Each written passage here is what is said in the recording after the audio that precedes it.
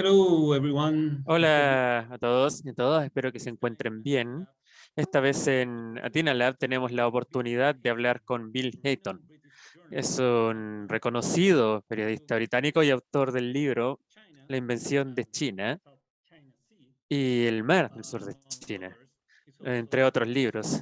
También es el asociado del programa de Chatham House. Y en esta ocasión, Bill Hayton nos va a contar sobre las principales ideas de su libro La invención de China, que recomiendo bastante. Y qué es lo que nos preocupa también en el Indo-Pacífico, la situación de Taiwán, por supuesto.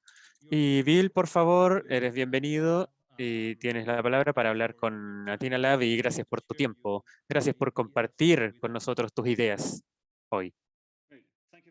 Ok, muchas gracias, efectivamente. Y gracias a Athena Lab también por la invitación.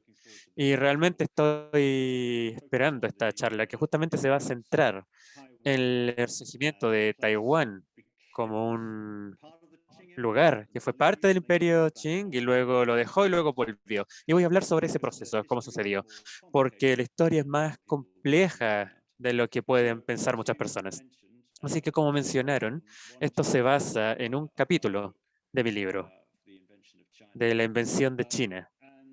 Y ahí intento mostrar qué sucede con distintas áreas, como justamente el área, la China moderna que tenemos es un híbrido, es una mezcla de ideas occidentales de raza, nación y territorio, así como algunas ideas chinas, y cómo estas ideas se mezclan y se juntan a finales del siglo XIX y principios del siglo XX. Mi libro empieza desde la perspectiva que debiéramos observar este país, el Estado, cómo existió en esa época y no a la luz, en este caso, de las ideas modernas. Así que antes de febrero de 1912, la formación política, el Estado que gobernaba esta área de territorio en el este de Asia, se llamaba el Gran Estado Qing, Da Qingguo.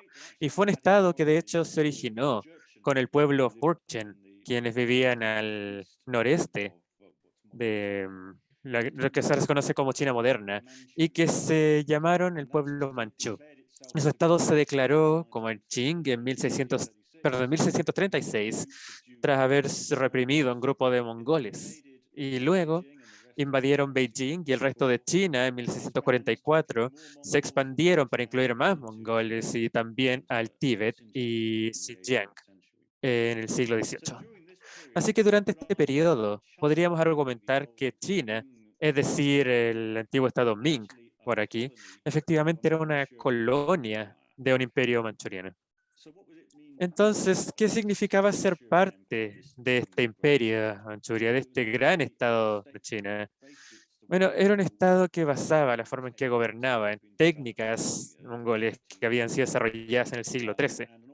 Y también Pamela Crossley habla sobre este término o ocupa lo que ella llamaba el gobierno simultáneo. Es decir, teníamos estas 5 áreas distintas del imperio. Teníamos Manchuria, teníamos Mongolia, teníamos el Tíbet, teníamos Xinjiang y después el área china.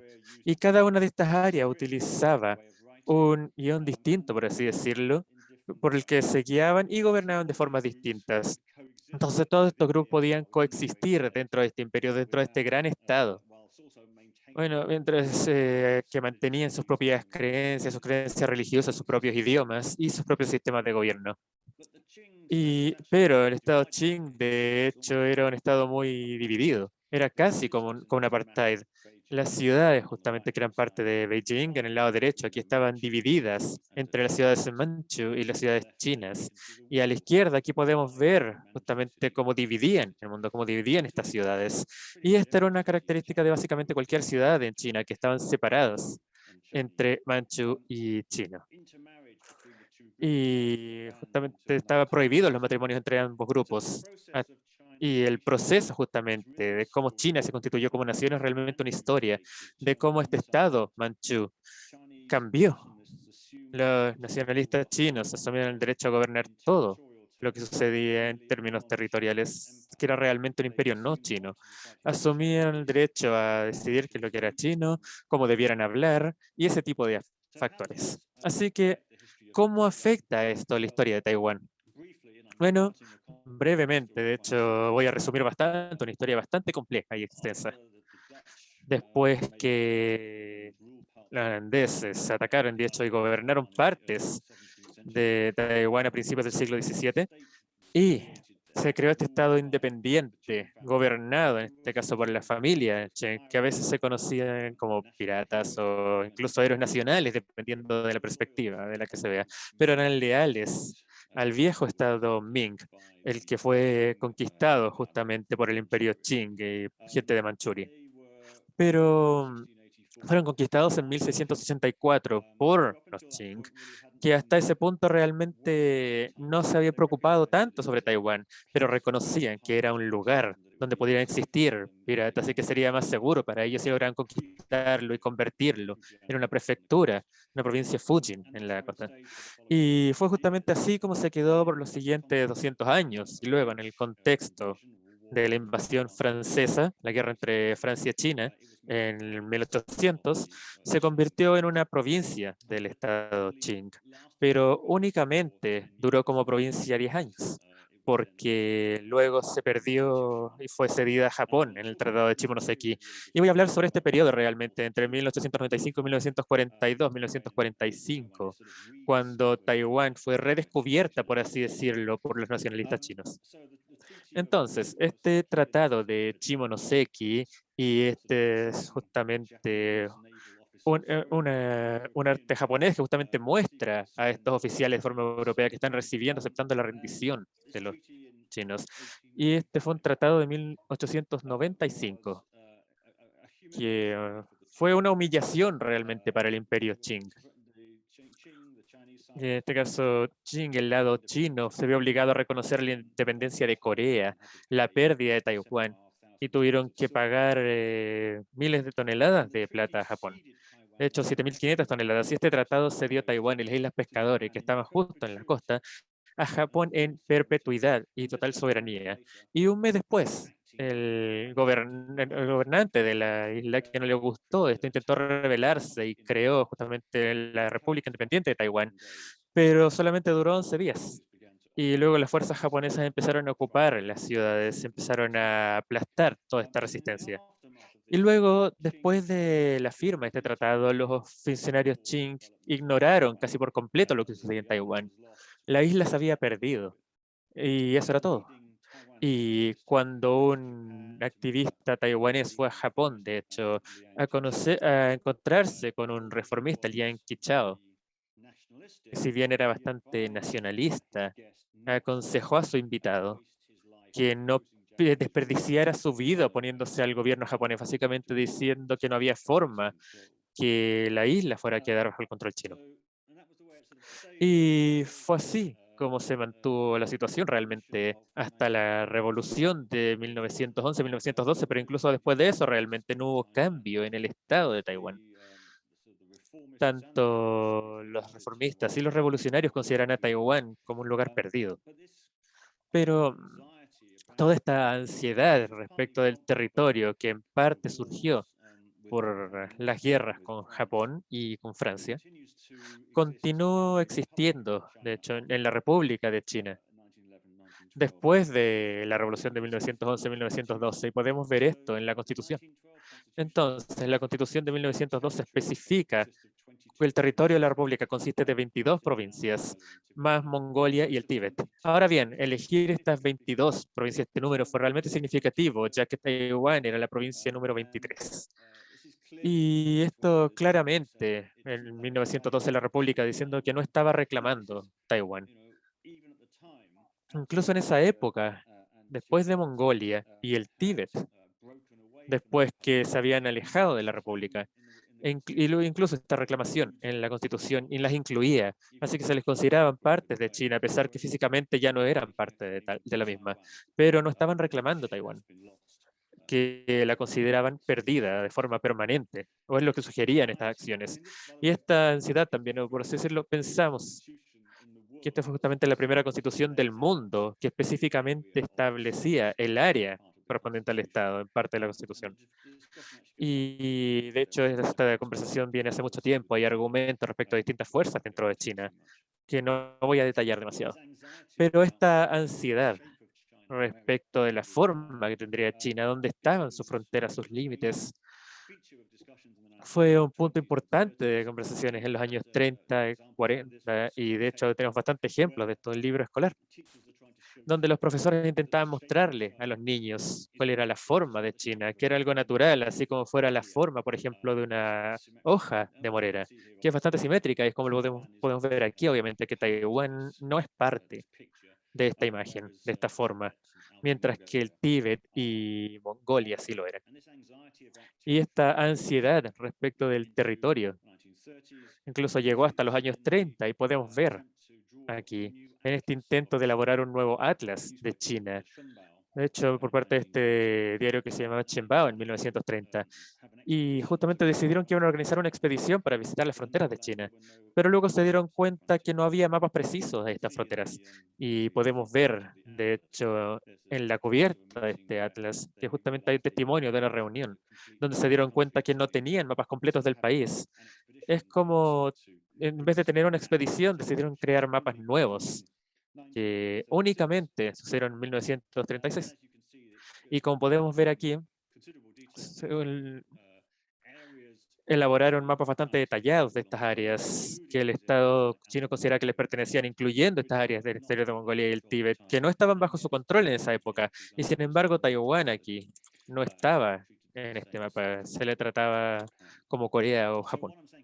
Entonces, lo que estamos diciendo aquí es que no hubo intentos tampoco de establecer que Taiwán le perteneciera a China, incluso en este sentido más filosófico. Es básicamente se había perdido y era el fin de la discusión.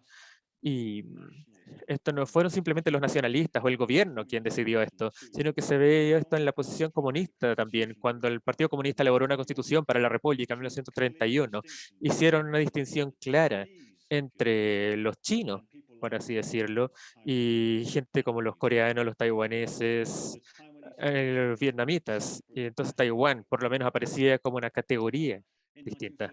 Y en 1938, un año después que los japoneses realmente habían empezado a invadir, perdón, China, el Partido Comunista emitió una declaración donde hablaban justamente sobre esta distinción entre los chinos y los taiwaneses, dejando a los taiwaneses en la misma categoría que los coreanos. Y estos son justamente estos jóvenes glamorosos que fueron responsables de incluir esto, incluyendo a Mao aquí en 1938. Incluso cuando el Partido Comunista declaró la guerra contra Japón en 1941, hablaban sobre los pueblos de Corea y Taiwán como pueblos distintos al de China.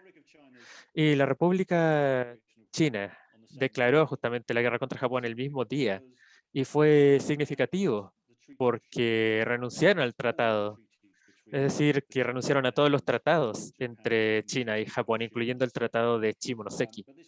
Pero esto no fue específicamente por Taiwán, sino porque había muchas razones. Se sentía que los tratados eran injustos por distintos motivos. Así que no fue específicamente un intento de reclamar Taiwán, más bien de terminar este periodo de dominación japonesa. Y hubo tres cosas que diría cambiaron en esta época. Primero, ya que los Estados Unidos entraron a la guerra por el ataque a Pearl Harbor, se volvió imposible, se volvió posible, perdón, imaginar la derrota de Japón. Segundo, los chinos, su líder, Chiang, estaban buscando formas de alejar los esfuerzos japoneses, promoviendo justamente desorden en áreas bajo control japonés, tales como Taiwán.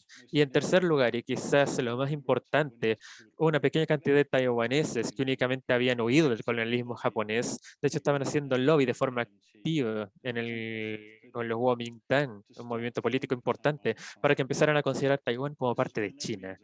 Entonces, esto no era tan minoritario, pero aún así hubo docenas de pequeñas organizaciones taiwanesas que se habían formado en China durante los años 20 y 30, pero únicamente empezaron a unirse y a obtener influencia política después que empezó la guerra. Y como muchos hablaban japonés, porque habían crecido en Taiwán bajo la ocupación japonesa y muchos habían sido entrenados, por ejemplo, formados como doctores, tenían bastante influencia en este gobierno.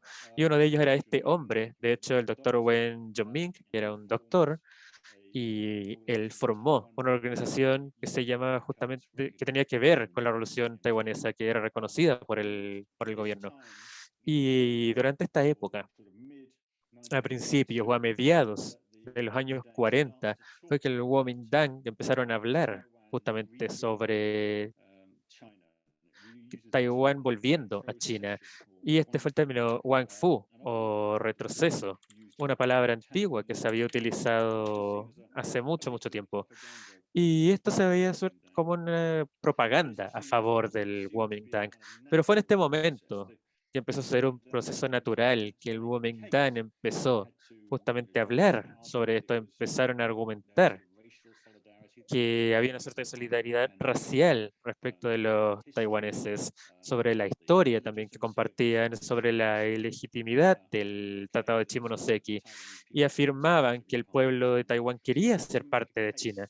Entonces, eso fue lo que empezaron a elaborar, no se asumía como algo obvio desde el principio. Entonces, realmente era 1942.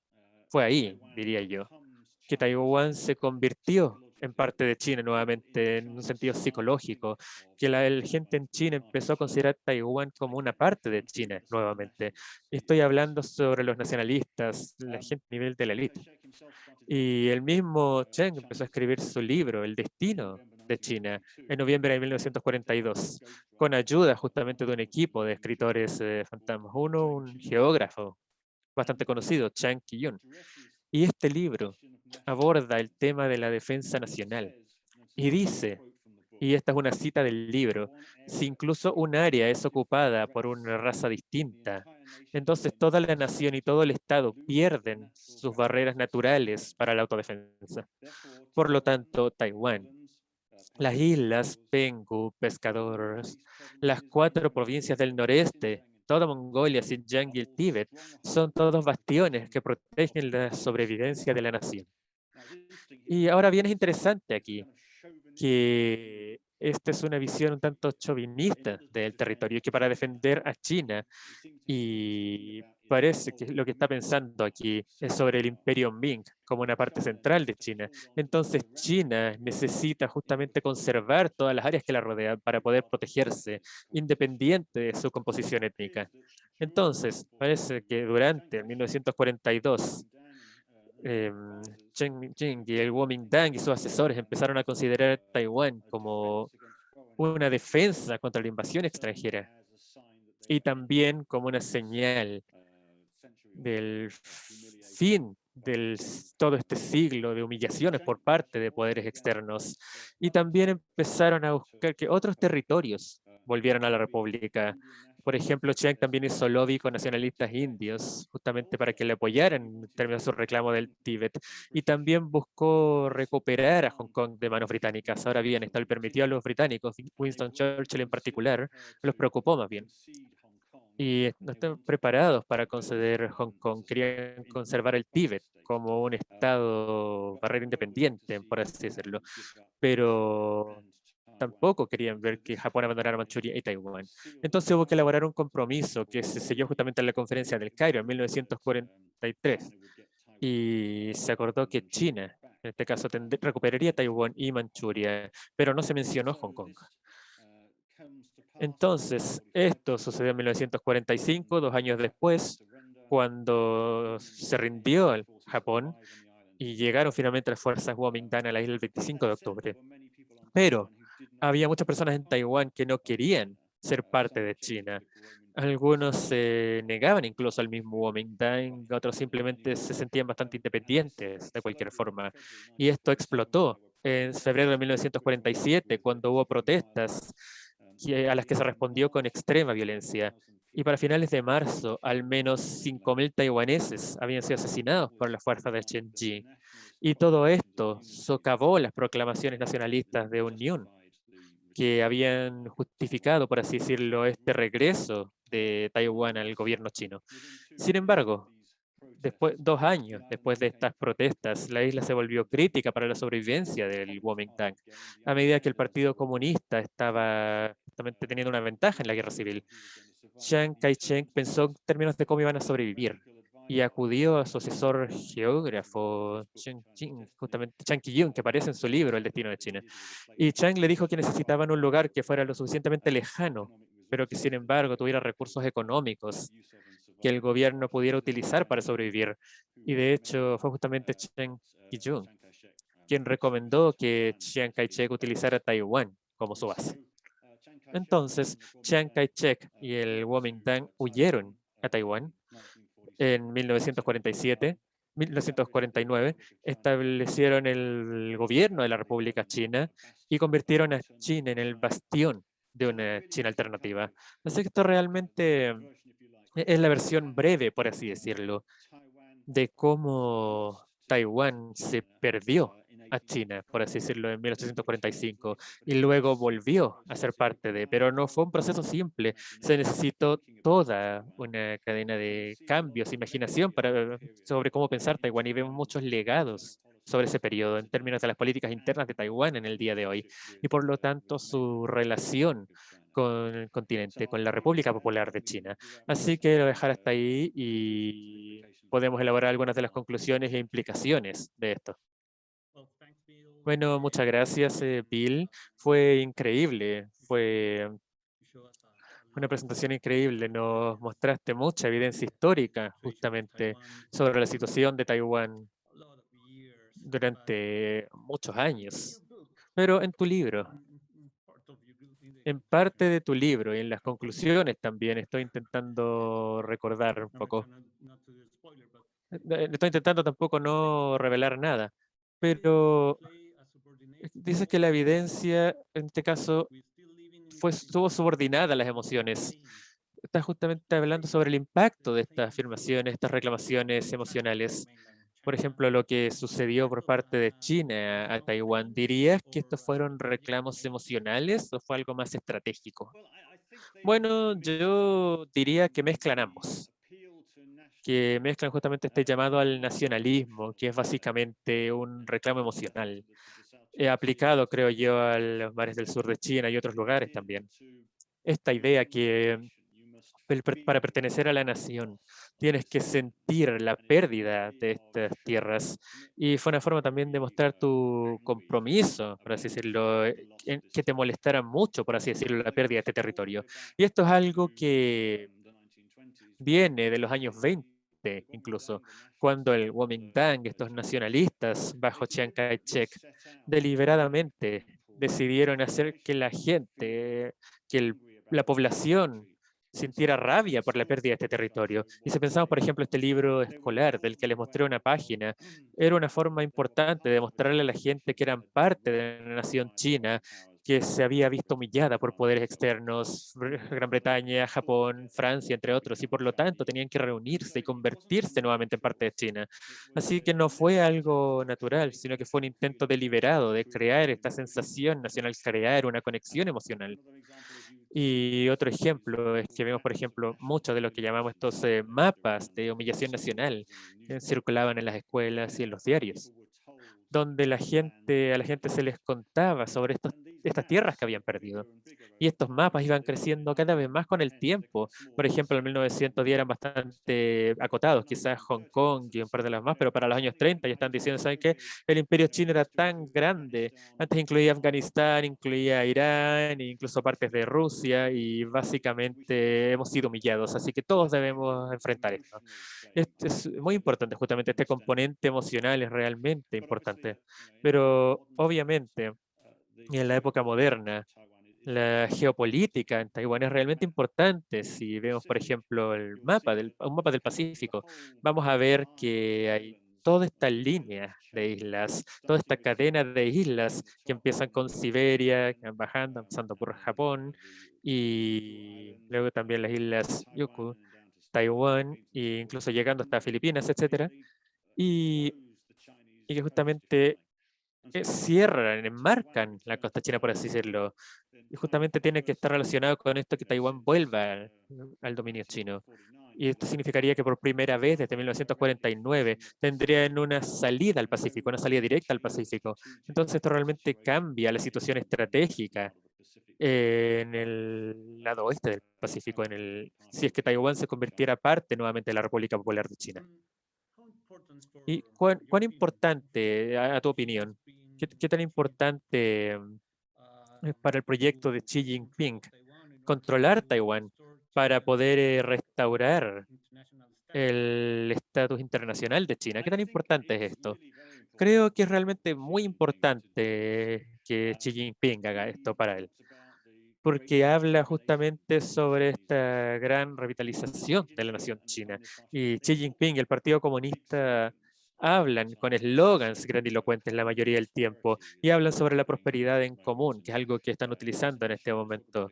Internacionalmente hablan sobre una comunidad que comparte el futuro y muchas de estas frases no son exactamente, quieren decir algo más. Pero esta revitalización nacional, este rejuvenecimiento, parece ser una forma de describir el fin de esta humillación nacional, de este siglo de humillación nacional desde la guerra del opio en los 1940 hasta la victoria de China más adelante.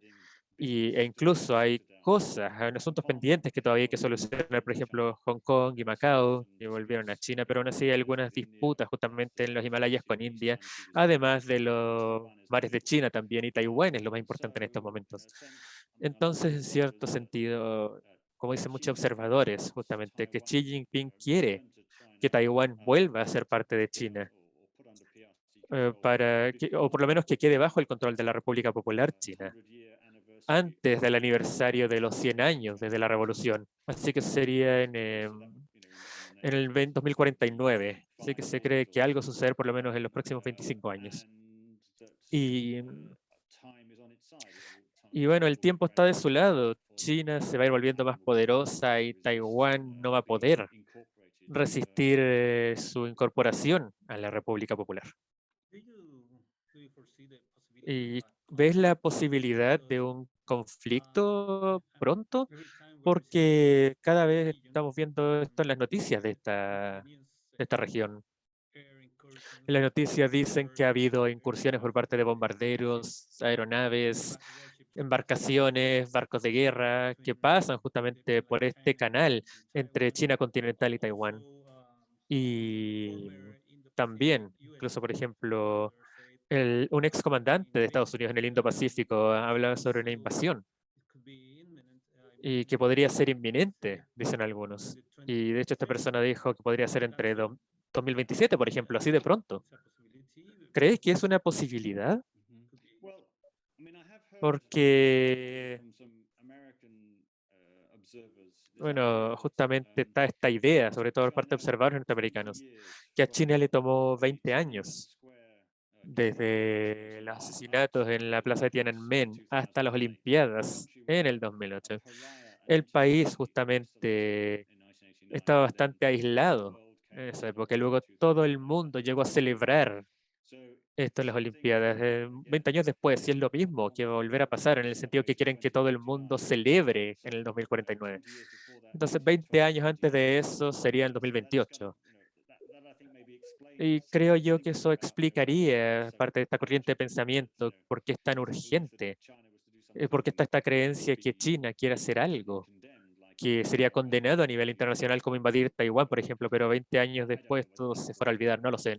No sé si sigo esa corriente de pensamiento o no, pero está claro que China, o por lo menos la República Popular, está intentando justamente presionar mucho al gobierno taiwanés, el pueblo taiwanés, al desplegar justamente su poderío militar, amenazar con una invasión, al decir que si el país declara la independencia, entonces sucedería una guerra.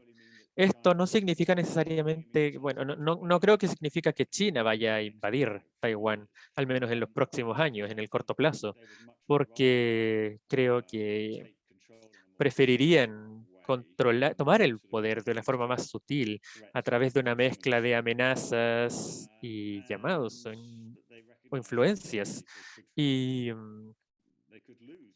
y podrían perder esto potencialmente si hubiera una guerra. E incluso si perdieran, no creo que fueran a perder este deseo de recuperar Taiwán en algún momento futuro. Pero sí creo que les gustaría hacer esto de tal forma que todo el mundo estuviera contento, por decirlo, que aceptaran esto.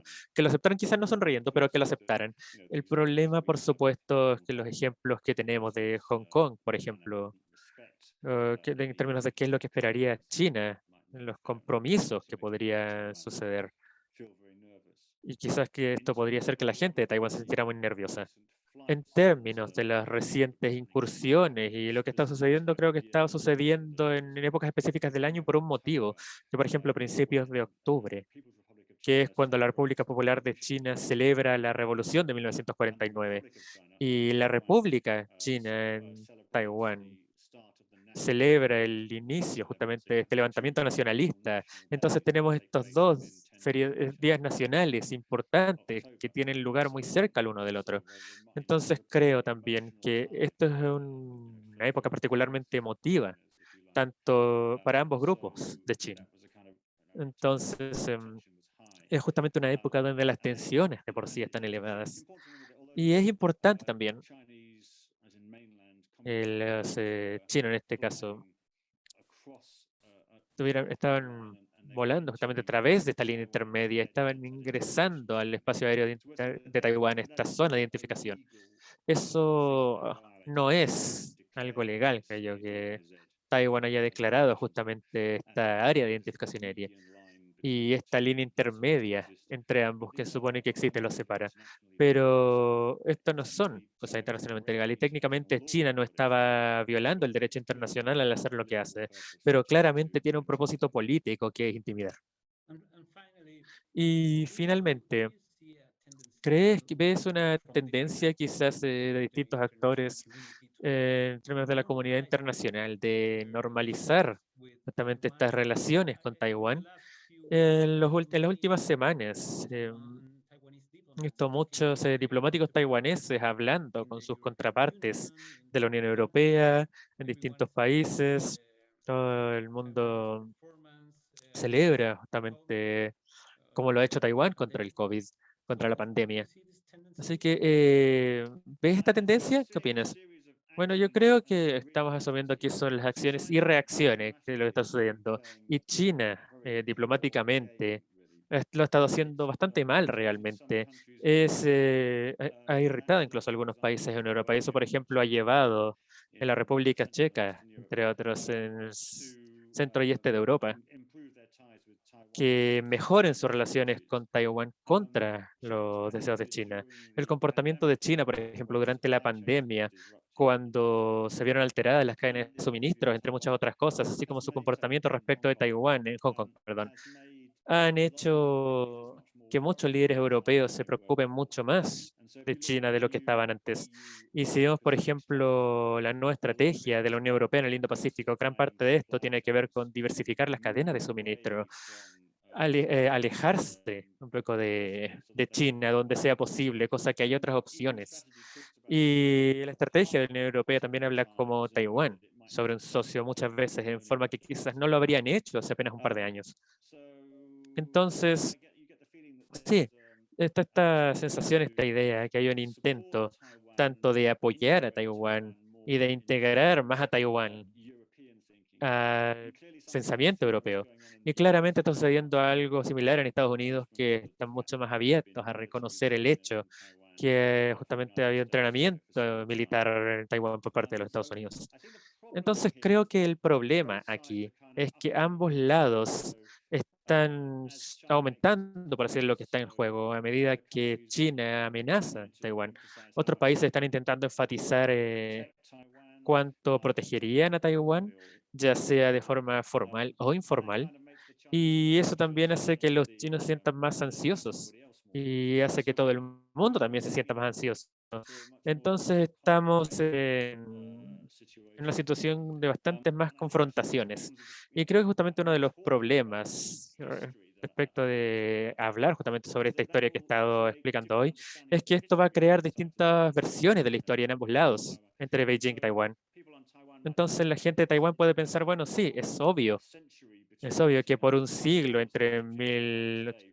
incluso del 1800 hacia adelante, hemos sido parte de China de estos 4 años, entre 1945 y 1949.